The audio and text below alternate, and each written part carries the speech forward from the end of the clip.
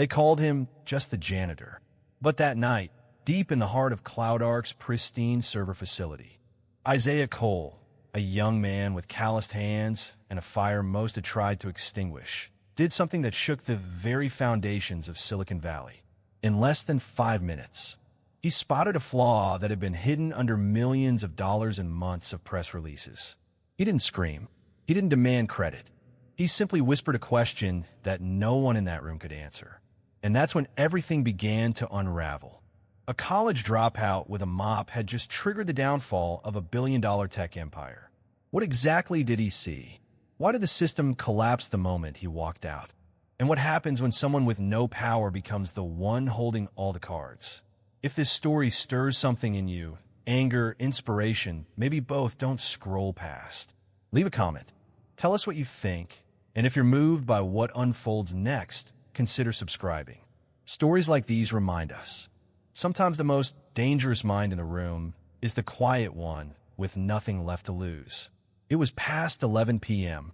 when Isaiah emptied his third trash bin in the hallway outside CloudArc's Data Operations Center. The fluorescent lights buzzed softly overhead, casting sterile shadows across the glass walls. Beyond the frosted panels, a maze of cables and liquid-cooled processors blinked silently, each breath of the system worth more than what Isaiah would make in a year. He wasn't supposed to be inside that room.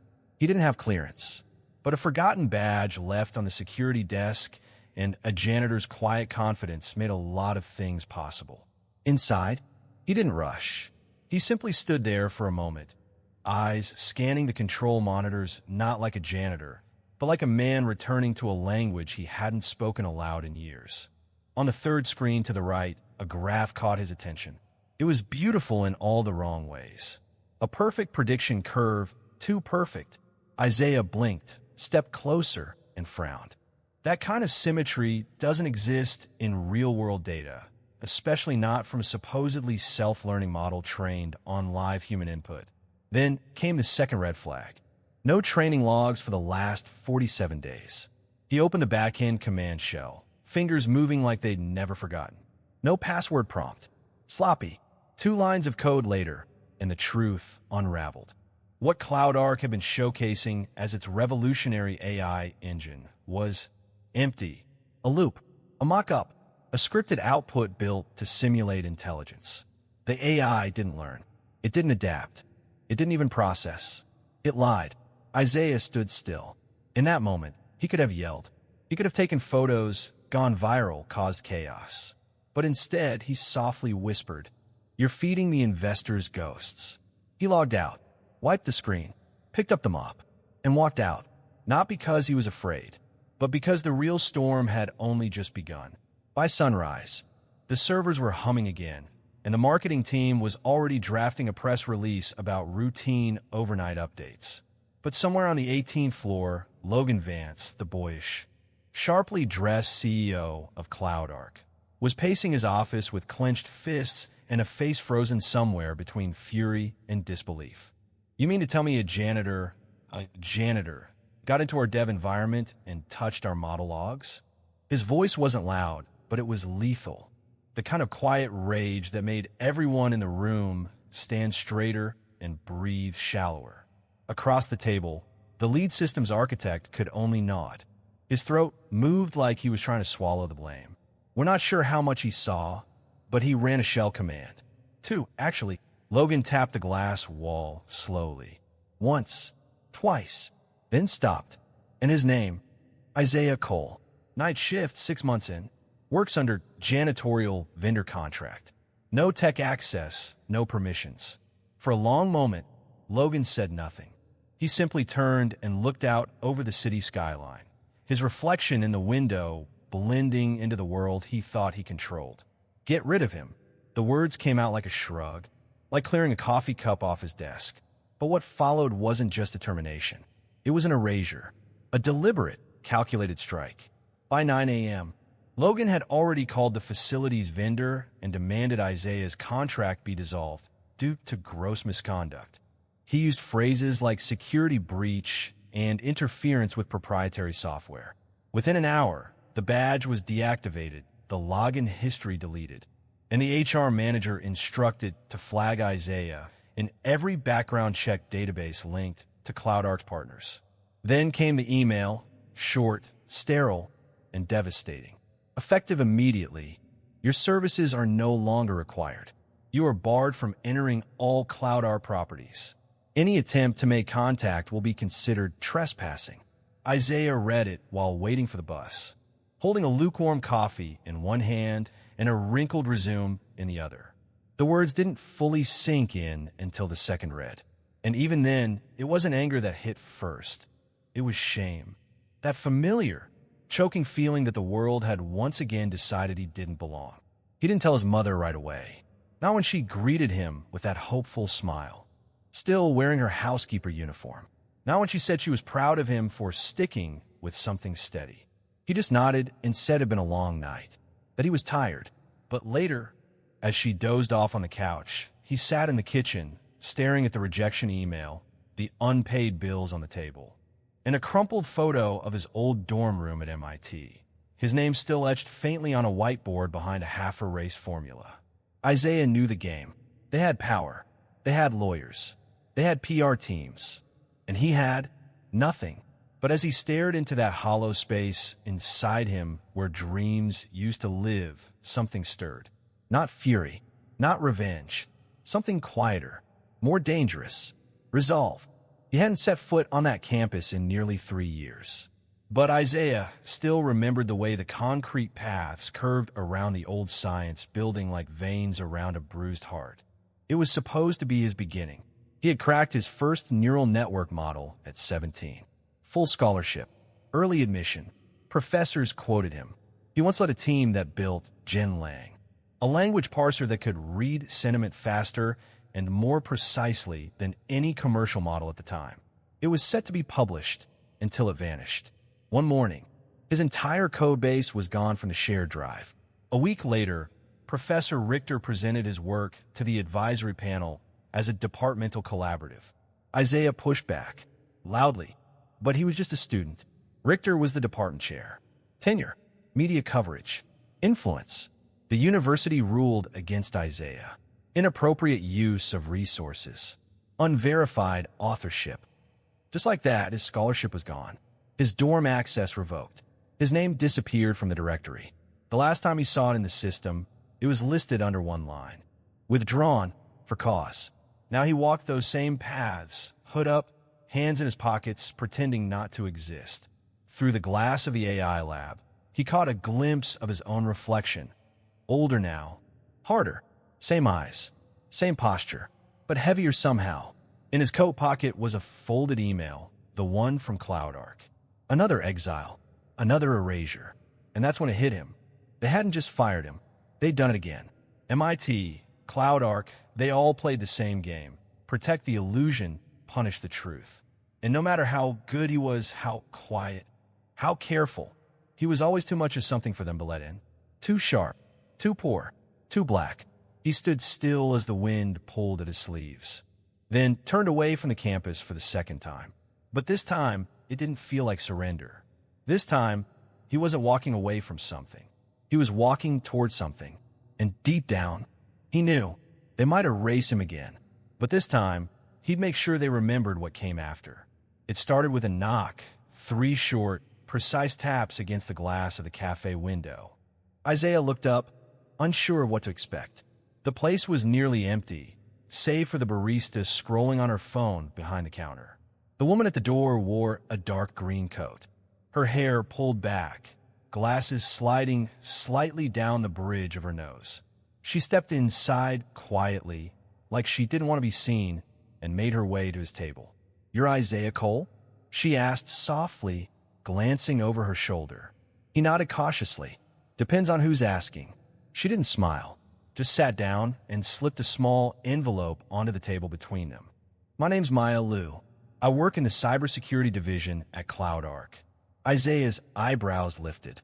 "You're bold, I'll give you that." "I shouldn't be here," she replied, her voice low but firm. "But I couldn't sit with it anymore." She nudged the envelope closer. He hesitated, then opened it. Inside were 3 printed screenshots, internal audit logs, admin access records. and a chat transcript from a private Slack channel. One line in particular jumped off the page. The janitor poked around the model's shell. Scrub his access. Erase his trail. If this gets out, it tanks the Series C. Isaiah stared at the words for a long moment. His jaw clenched. So they knew. The whole time. They always knew, Maya said, barely above a whisper. It's all smoke and mirrors, Isaiah. The AI never existed. We've been faking outputs with templated responses and rigged datasets. Everything they've shown to investors was either simulated or outright staged. Isaiah looked up, searching her face for some trace of deception. And you? You went along with it? I tried to stop it once, she admitted. 6 months ago, I flagged the discrepancies in a report. Logan had it buried, then reassigned me to the token compliance team. He made it clear, either shut up or get pushed out quietly. Isaiah leaned back in his chair, his eyes narrowing. So why now? Because watching them destroy you is a line too far, she said, finally meeting his gaze. And because I've been where you are. 2 years ago, at my last job, I exposed a false compliance report. Got blacklisted in 6 cities. Took me 8 months to get hired again, and only because CloudArc needed diversity optics before their Series B. For the first time, Isaiah saw it. Not sympathy, but a deep shared weariness. The quiet rage of someone who'd been gaslit one time too many. So what do you want from me? I don't want anything, Maya said. But I'm giving you something, truth and access. She pulled out a second envelope, heavier than the first. These are admin credentials from a legacy shell I still have access to. With them, you could see everything, logs, patch histories, deleted model branches. Isaiah didn't speak. He didn't have to. His silence said enough. Maya stood. Do what you want with it. But if you decide to fight back, don't do it alone. And then she walked out, her coat catching in the wind, leaving behind only the truth and the keys to a kingdom built on lies. Isaiah didn't sleep that night. He couldn't. The admin credentials Maya gave him felt like holding a loaded weapon, silent, cold, and undeniably real. He sat hunched over his ancient ThinkPad, the one he'd kept since undergrad. The key stuck, the screen flickered if he angled it wrong, but it still ran. Barely. The apartment was quiet except for the soft wheeze of his mother's breathing from the other room and the electric hum of a desk lamp balanced on a stack of unopened mail. Final notices, utility threats, hospital bills, all the ugly reminders of a life lived on pause. He opened the secure shell and typed slowly, methodically, each command to return to a language he had been forced to forget. The gateway cracked open instantly. No two-factor authentication. No IP traceback. Just a yawning tunnel into the bones of CloudArc's infrastructure. Amateurs. What he found inside wasn't just negligence. It was rot. Sloppy harjodet apikis, exposet ports. AI models mislabeled and sitting dormant. And more importantly, an entire product demo folder built with fabricated logs and manually generated data outputs. Nothing worked in real time. It never had. It was a performance, played perfectly for investors who didn't know Python from a panini press. Isaiah leaned back, the rage boiling quietly in his gut. They fired him for seeing this. They tried to erase him because he understood this. He stared at the screen, fingers twitching. Then, without ceremony, he opened a blank file and began to code. No tutorials. No copy-paste from Stack Overflow. Just raw logic. Pure mech. Years of instinct resurrected in silence. He didn't try to replicate CloudArc's model. That was a lie. A costume. He built something real. It started with a lightweight neural language parser trained on regional dialect datasets. Then a real-time intent recognition layer using dynamic vectorization. Then a loop to self-optimize for underrepresented syntax structures. His old Genlang concept, reborn under firelight. He worked for hours without looking up. No caffeine, no music, just the rhythm of keys against plastic and the distant throb of resentment turned momentum. By dawn, he had a skeletal framework. Ugly raw but functional. He ran a basic query. It responded instantly, with nuance, with understanding. Not a script, not a lie. Intelligence. He smiled, not with pride, but something deeper. Relief, maybe. Vindication. Then came the part he never expected. He opened a new browser tab, created a pseudonymous GitHub account, null syntax, and he uploaded everything. Not for fame, not for revenge, but to prove that real innovation doesn't need a stage, a suit, or a speech. It just needs a reason. And Isaiah finally had his. Isaiah didn't sleep that night. He couldn't. The admin credentials Maya gave him felt like holding a loaded weapon, silent, cold, and undeniably real. He sat hunched over his ancient ThinkPad, the one he'd kept since undergrad. The A key stuck. The screen flickered when he moved too fast, but still ran. The apartment was quiet except for the soft wheeze of his mother's breathing from the next room and the electric hum of a desk lamp balanced on a stack of unopened mail. Final notices, utility threats, hospital bills, every envelope a reminder of a life measured in what you couldn't afford. He opened the secure shell and began typing. Slowly, deliberately. Every keystroke was like muscle memory returning. Lines of code he hadn't written in years coming back with eerie ease. No two-factor authentication. No IP filters. No firewall logs. Just an open backdoor to the bones of CloudArc's core. Amateurs. What he found inside wasn't just sloppy. It was rotten. Harjodet API keys. Outdated encryption libraries.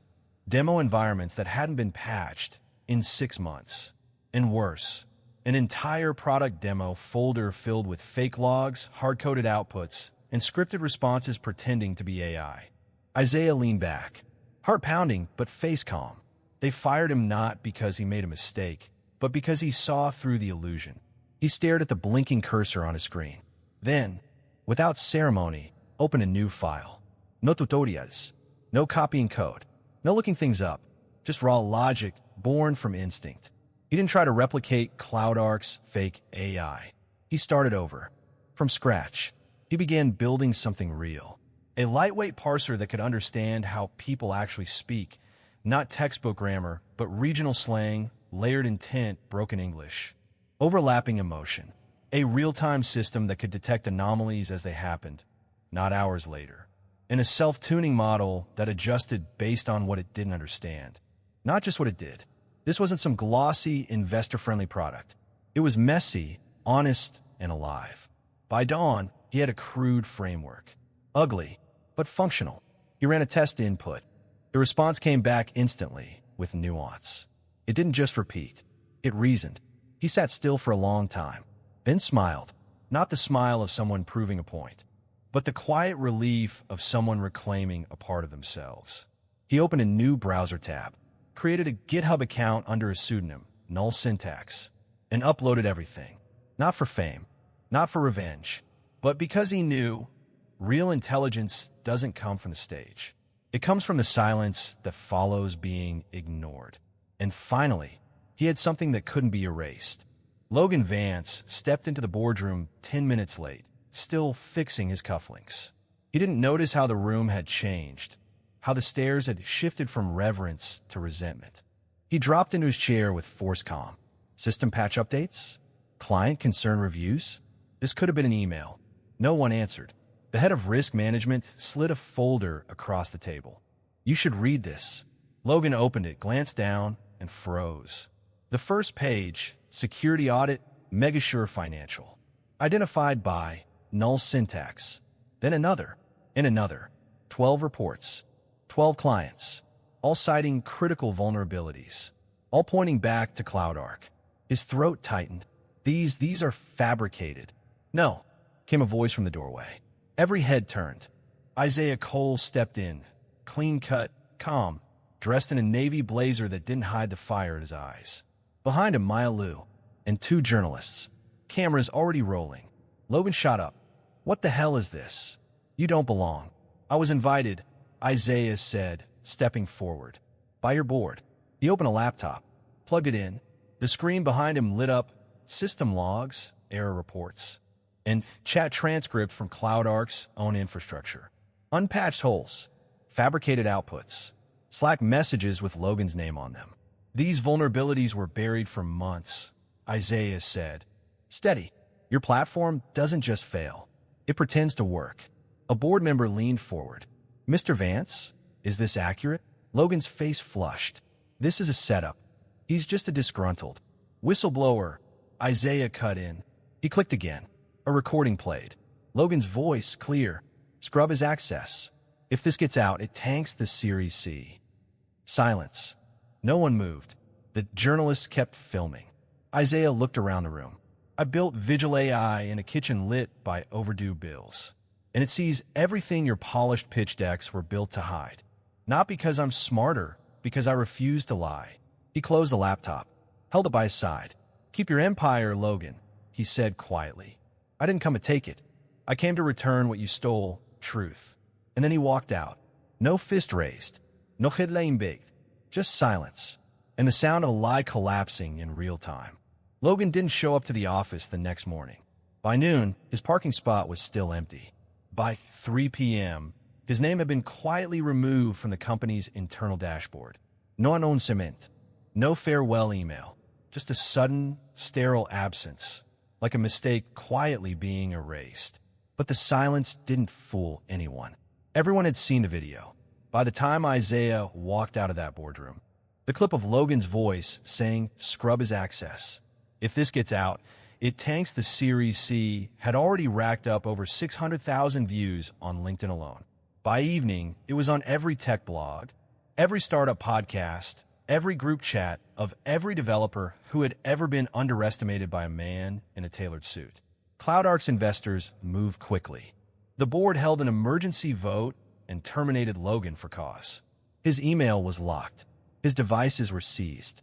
And the moment the press caught wind, the stock, already wobbling, collapsed 37% in a single day. But the real damage wasn't financial. It was personal. Former employees came forward. Quiet engineers who had left without explanation. Analysts who'd been forced to manipulate demo data. Even a few clients who admitted they'd suspected for months that the platform wasn't functioning as advertised. It all cracked open like a dam under pressure. And in the center of it all stood Isaiah. Not triumphant, not gloating, just steady. When asked for comment by reporters, he didn't rant. He didn't even name names. He just said, sometimes justice doesn't come from the top down. Sometimes it comes from the floor you forgot to clean. Across town, Logan Vance sat alone in a dark apartment. Curtains drawn, phone on silent. Laptop slammed shut after his 5th job rejection that day. No company would touch him now. Not after the recording. Not after the expose. His LinkedIn inbox, once filled with VCs and fangirls of disruption, now sat empty, save for one unread message sent anonymously. Turns out the janitor knew where to sweep. Logan didn't respond. He didn't have to. He knew exactly who it was from. Isaiah stood before the glass walls of his new office, 13 stories above the city that once forgot him. No marble floors, no gold plaques, just clean lines, soft light, and the sound of quiet work being done right. Behind him, a whiteboard filled with scrawled equations and unfinished thoughts. In front of him, a horizon tinted orange by the late-day sun. His mother sat by the window with a cup of tea in hand, watching the light stretch across the skyline. Her eyes were clearer now, the kind of peace that comes when the weight you've carried for too long finally lets go. "You really built this?" she asked. Isaiah smiled, not wide, not for show, just real. Not alone, but yeah, from the ground up. The door opened and Maya stepped in, carrying a folder. 3 new contracts signed, 2 former CloudArc clients, 1 from federal agency. They want to use VigilAI to audit standardized testing models for bias. Isaiah raised an eyebrow. "That's big. People are listening," she said simply. He nodded, walked over to a small plaque mounted beside the door. It read, "Syntrace Labs, Intelligence with Integrity." 42 people worked here now. Many of them have been pushed out of places that didn't know what to do with quiet brilliance. Misfits, survivors, engineers who have been passed over for sounding too angry or too quiet or too real. They weren't here for revenge. They were here to build something better. Isaiah looked around the room. Simple desks, whiteboards smudged with work in progress, people typing like they meant it. "We're not just writing code," he said. "We're rewriting who gets to belong." His mother didn't say anything at first, just watched him, that same expression from years ago when she used to pack his lunch with sticky notes that said, "You got this." Then she said, "You were always meant for this." He didn't answer, just walked over and sat beside her. Let the silence settle. Let the weight go. He didn't need to prove anything anymore, because the work was speaking for itself. Isaiah stood on stage at the National Ethics and AI Conference, facing a sea of gray suits, blinking name tags, and polite anticipation. The spotlight warmed his shoulders, but his voice stayed cool. He didn't begin with a joke, or a quote, or a slide. He began with stillness. "I used to mop floors in buildings like this," he said quietly. "Same ceilings, same chrome fixtures, same people walking past me like I didn't exist." A pause. But I wasn't invisible. I was watching, listening, learning, writing code no one thought I had the right to write. Somewhere in the crowd, a few heads nodded. Others lowered their gaze. Real intelligence, artificial or human, isn't about mimicry. It's about understanding. Not just what data says, but what it means. The systems we build reflect the people who build them. So if we build with arrogance, we amplify arrogance. If we build with bias, we automate injustice. He paused again, letting the words breathe. "I was erased once," he said, "till I didn't belong in rooms like these. That someone like me should stay in the hallway. Maybe clean it. Definitely not question what's behind the door." Behind him, the projector lit up, not with charts, but a single line of code. "If system.rejects_you build_another." A ripple of soft laughter. But Isaiah didn't smile. "I built another. I made it open, free, transparent. Not because I wanted revenge, but because I wanted proof. That talent doesn't need permission. It needs opportunity. And when a system won't give it, we build it anyway." He stepped back from the mic, not to bask in applause, but to make room for the silence that follows truth. And in that stillness, the message was clear. Competence has no color, and truth, when spoken quietly, echoes louder than any lie.